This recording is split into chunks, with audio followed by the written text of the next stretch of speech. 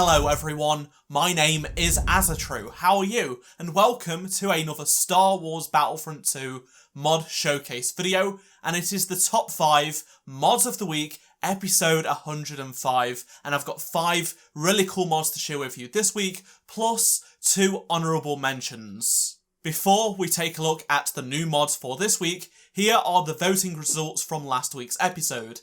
You voted the Naval Defence Shock Trooper your favourite mod at 42%, followed by the Rise of Kylo Ren mod at 30%. The Mos Eisley mod took 15%, followed by the FN2187 mod at 8%, and 5th place was Sith Ray with 3%. Let's move on to the honourable mentions this week, and Thicky Boy created his first ever mod, which is the World War II Imperial Shark Trooper mod. This replaces the new Commando Jump Trooper skin. It changes all of the texture of the armour, so you have the shark mouth on the helmet, you have the army green paint job, there is some checkers, there's tally marks for detail, scratches, and a few other things. Avi has created the Spider-Man mod. Yes, Spider-Man has been mesh imported into Battlefront 2 now, and this replaces Anakin Skywalker's default appearance. It doesn't change anything else, but it just means you can use Spider-Man's skin on Anakin if you want to. Let's start the top 5 countdown now, starting with 5th place this week, and this is a mod from Lame Streamer and Nanobuds. This is Vader Immortal. So this replaces Darth Vader's default appearance with the Vader Immortal model from the VR experience, which is also his Rogue One look, and a lot of people really like this version of Vader. I for one think it's one of the best versions. It looks fantastic. Honestly, if we could just have this as an option by DICE where you can choose whether you want this style of Vader as opposed to the one we have in the game, I know this would be a really minor tweak to some of you. There are some major and subtle differences to the armour which you see in the various films. In 4th place this week, I have the Scout Trooper Reimagined mod from Enormous. So this replaces the Imperial Specialist, the Scout Trooper mod, with a reimagined appearance. There's actually 2 different variants, which is cool. The lower half of the body, along with the forearms and gloves, have been replaced with normal Stormtrooper armour. This mod is not based on anything from canon, it's just been made up by the modder, and it looks cool. There is also a second variant, which is called the Sniper variant, and it includes custom blue markings that is not the 501st.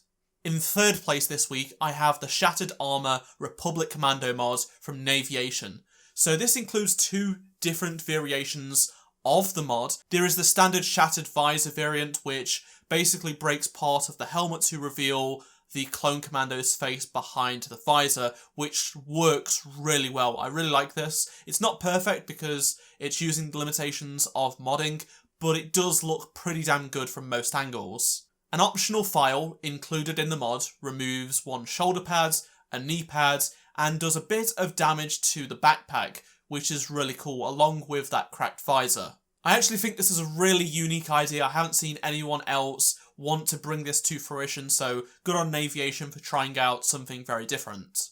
In the runner-up position for this top 5 mods of the week, I have a mod I did not expect to see. This is the M16A4 mod from Eric M1999. The A280C has been replaced with the Insurgency Sandstorm model and sounds of the M16A4. But that is not where it stops there. So you have this cool model that works well and it has the correct firing sounds. There is no first person model for it just yet, but nevertheless, Eric went the extra mile and included custom attachments. The first mod that you would unlock becomes the M150 ACOG optic, and the second mod is a PEQ-15 laser, flashlight, and Harris bipod. None of these function unfortunately, they are just there for aesthetic reasons, and the third mod adds a drum magazine. I really like it when people think outside the box and do something that hasn't been done before. We've not had any mod like this when it comes to a blaster, so hats off to Eric for creating this really cool mod. Did you ever hear the tragedy of Darth Plagueis the Wise? I thought not. Well, this is now the winner of the top 5 mods of the week. N7 Tally has created the Darth Plagueis mod. Palpatine's master himself is now in Battlefront 2 thanks to this mod. The default appearance of Count Dooku is replaced, but it's not just a model change. The text in the main menus and stuff has been changed, along with a custom hero portrait image in the respawn and collection menus. The star card images for all of Count Dooku's star cards have been tweaked with images of Plagueis the Wise. There is a custom lightsaber hilt and a secondary skin which looks really cool, so you can have an unmasked version or the masked version of Plagueis with different robes as well. This is yet another fantastic mod from the community. Make sure you vote in the comments or the poll in the top right hand corner of the screen to tell me which mods were your favourites this week. There will be download links to every single one of these mods down in the description below.